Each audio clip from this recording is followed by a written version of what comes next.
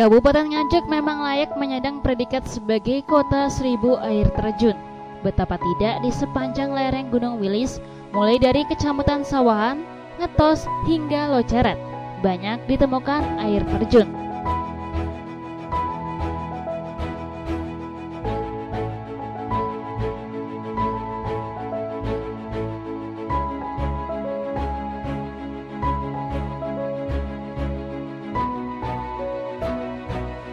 Tidak hanya di Gunung Wilis, di lereng Gunung Pandan dan Kendang Utara, wilayah Rejoso, Mloyo, dan Citikalen juga banyak ditemukan air terjun.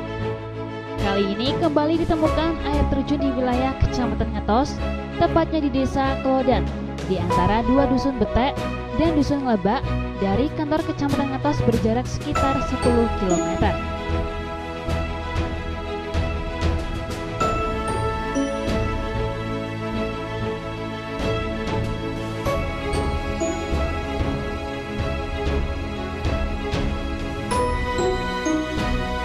Menariknya, air terjun yang oleh warga Desa Klodan disebut Kali Anjlok ini memiliki keunikan tersendiri di antara ratusan air terjun yang ada di Nganjuk.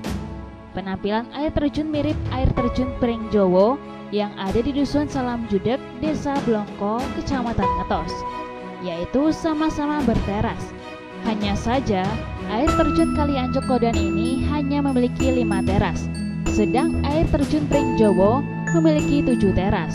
Namun, keduanya sama-sama berada di wilayah Ngetos dan saling berdekatan.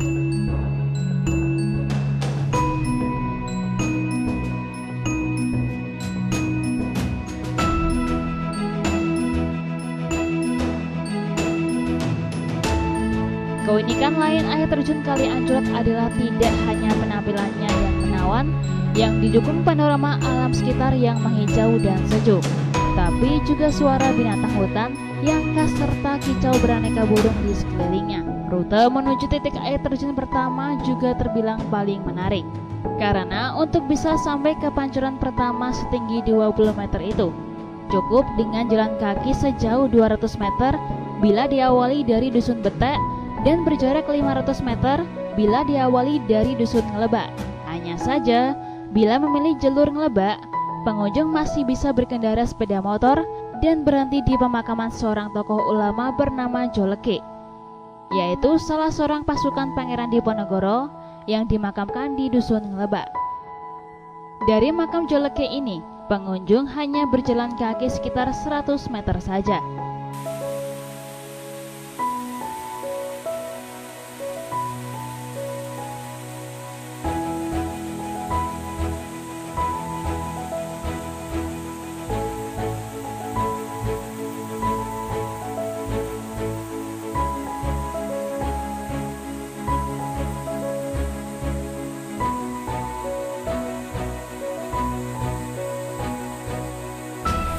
Sekarang saya sudah di depan air terjun tersebut dan memang cuacanya dingin, airnya pun ternyata juga dingin dan jernih dan bagus, cocok untuk mandi atau berjemur di depan air terjun tersebut.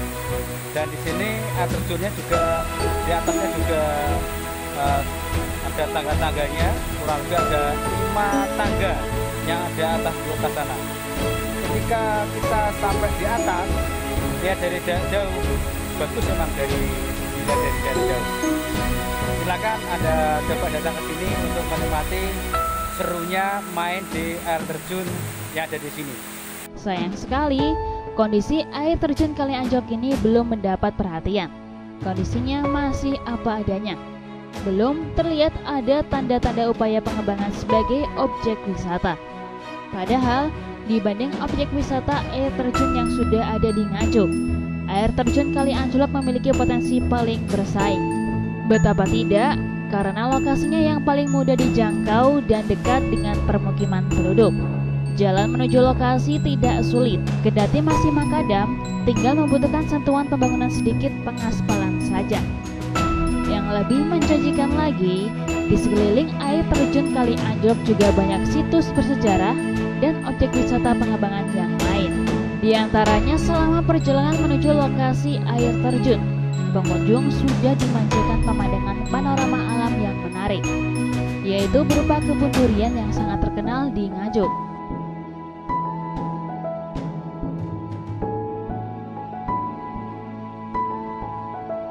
Juga tanaman kopi yang sudah ada sejak zaman kolonial Belanda, serta kebun cengkeh yang jumlahnya tidak terbilang.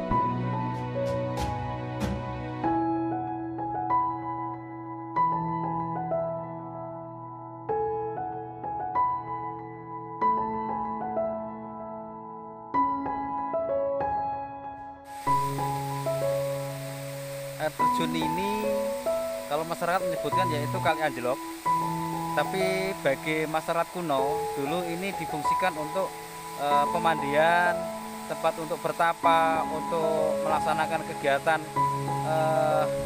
Jawa, atau mungkin orang-orang biasanya puasa, tirakat itu di sini ketika era-era kerajaan Mataram Hindu kuno antara Majapahit sampai Mataram Islam. Sebabnya apa? Di sini kita temukan prasasti, yang prasasti itu terbuat dari batu andesit, dan desanya tertera di prasasti namanya Desa Ngadiraja, dan terdapat kampung kuno di sini. Yang jelas di sini ada tanah sima atau tanah perdikan yang diberikan oleh raja untuk Desa Ngadirejo, dan air terjun ini sangat dekat dengan kampung Ngadiraja yang tertera yang ada di prasasti tersebut. Dan di dekat sini juga ada pemakaman yang sangat besar ukurannya, dan di situ ada batu bata yang ukuran besar-besar yang biasanya digunakan oleh bangunan percandian.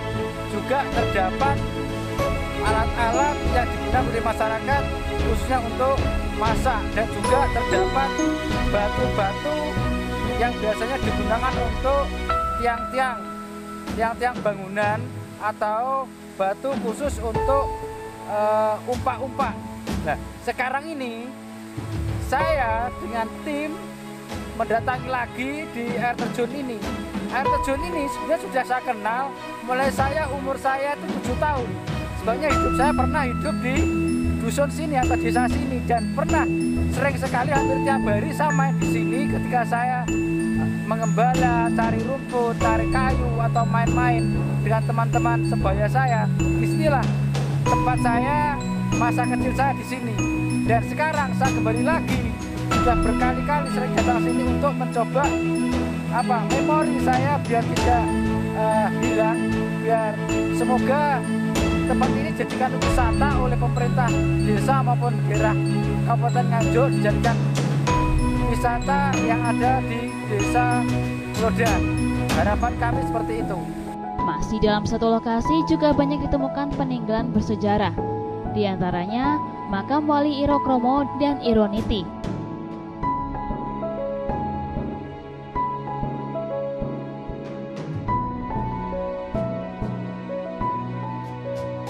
Makam Joleke, prajurit Diponegoro, dan prasasti Klodan yang menceritakan penetapan Sima di Ngadiraja. Objek-objek pendukung wisata tersebut berada dalam satu kawasan dengan radius sekitar 500 meter dari titik air terjun paling bawah.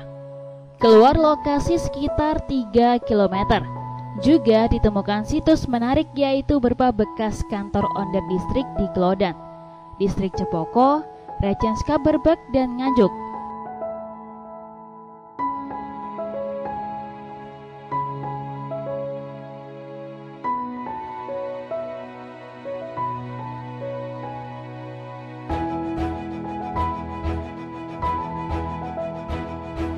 Dan ubalan abadi, yaitu sumber mata air jernih yang tidak pernah berhenti mengalir.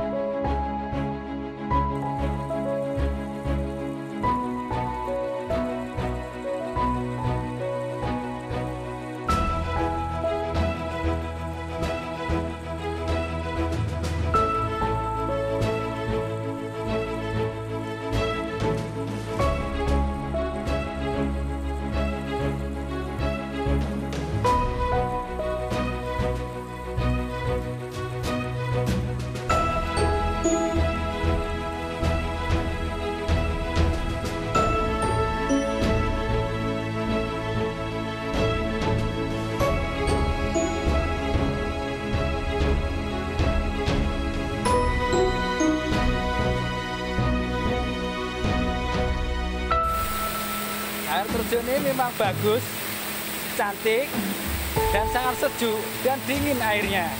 Cocok bagi Anda-Anda yang ingin datang ke sini untuk mandi atau berjemur, ingin hiburan ketika liburan Anda dengan keluarga Anda, teman-teman terdekat Anda. Silakan datang ke sini, air terjun yang ada di Desa Klodan, Dusun Lebak atau Dusun Bedek, Kecamatan Ngetos, Kabupaten Nganjuk. Sekarang ini saya posisi pas di bawah air terjun tersebut. Silakan Anda datang dan nikmati hiburan Anda.